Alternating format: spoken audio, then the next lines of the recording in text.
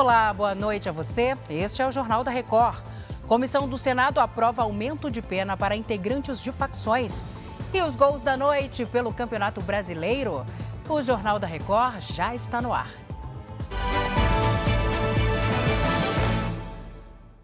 Oferecimento: Bradesco, cursos e soluções para organizar sua vida financeira. O Superior Tribunal de Justiça determinou a soltura de um porteiro acusado em 62 processos apenas com base em reconhecimento fotográfico. O Leonardo Aque tem os detalhes ao vivo, direto do Rio de Janeiro. Léo, boa noite para você. Foi apresentada mais alguma prova? Boa noite, Salsi. Boa noite a todos. Na verdade, não, Salsi. Ele foi reconhecido apenas por uma foto retirada de redes sociais incluída no mural de suspeitos da Delegacia de Belfor Roxo, na região metropolitana do Rio.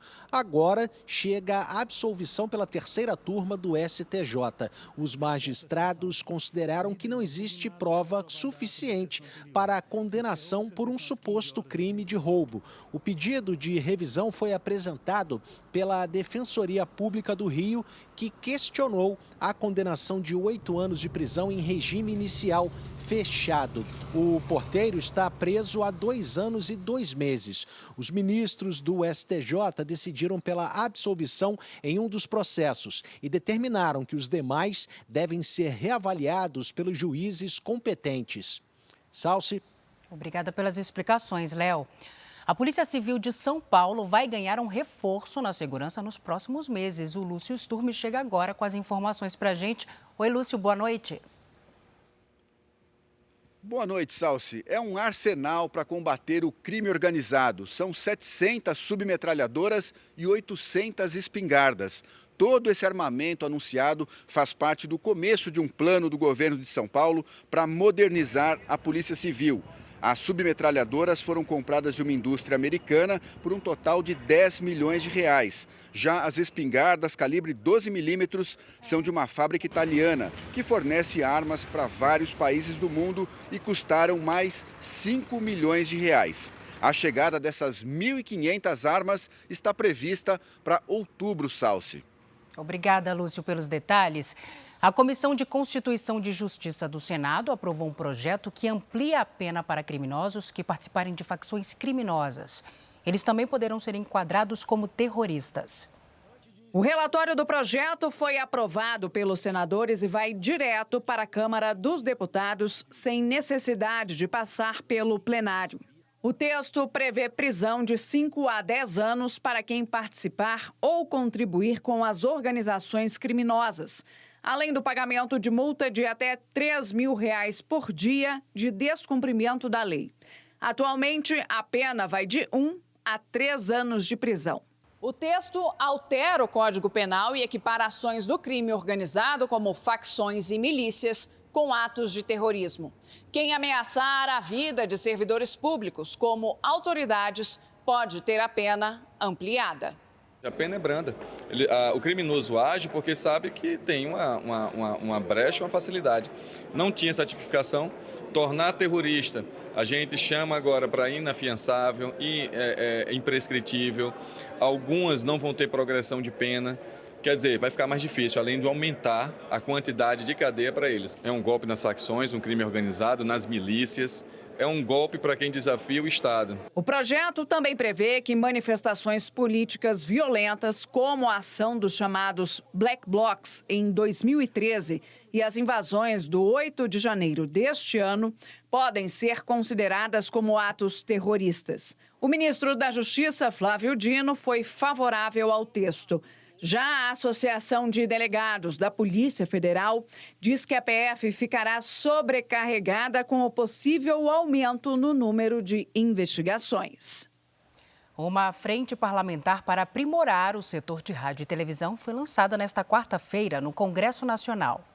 A Frente Parlamentar da Radiodifusão pretende atualizar a legislação do setor, que ainda é da década de 1960.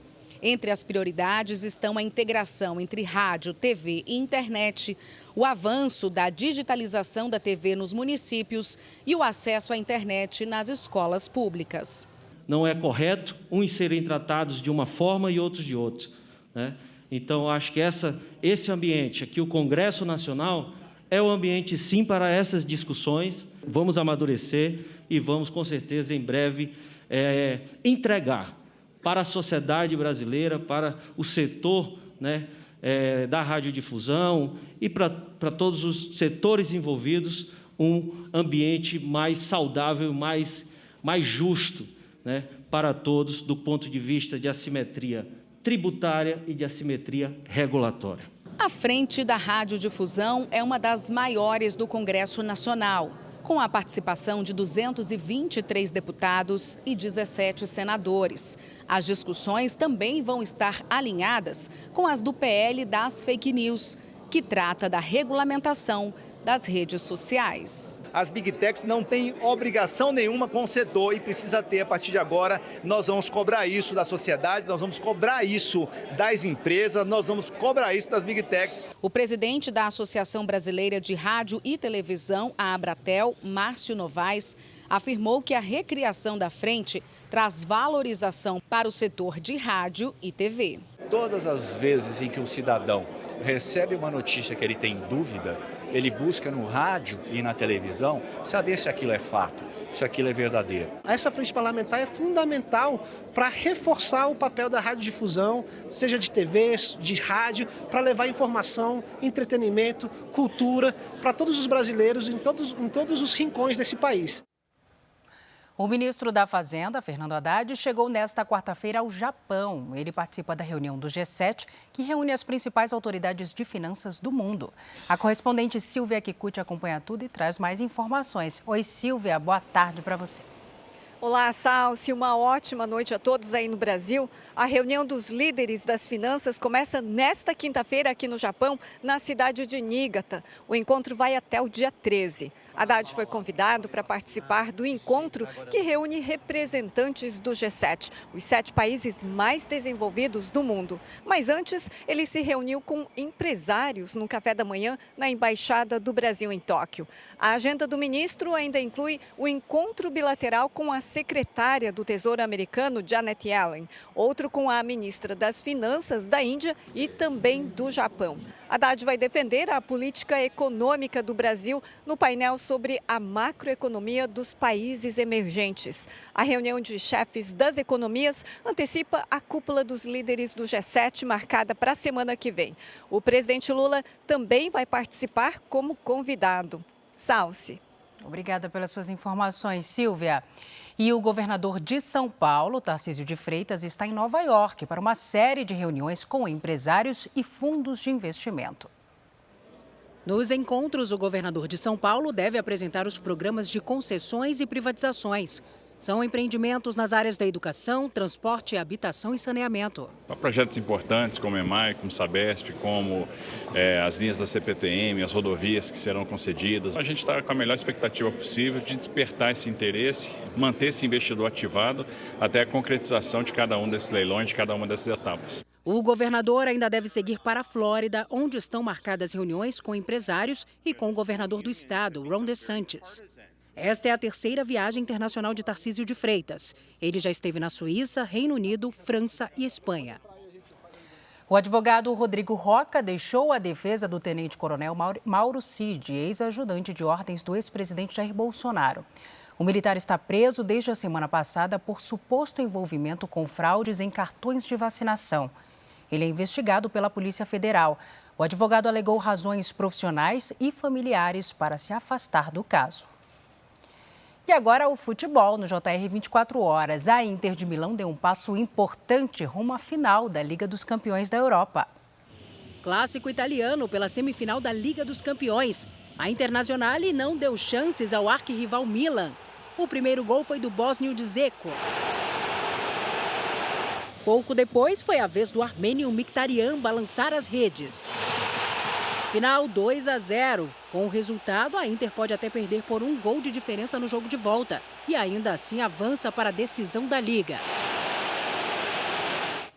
E por aqui, o Campeonato Brasileiro tem um novo líder. Vamos aos gols da noite. O Santos venceu o Bahia em casa. David Washington fez o primeiro da equipe e o primeiro gol dele como profissional. O colombiano Mendoza ampliou.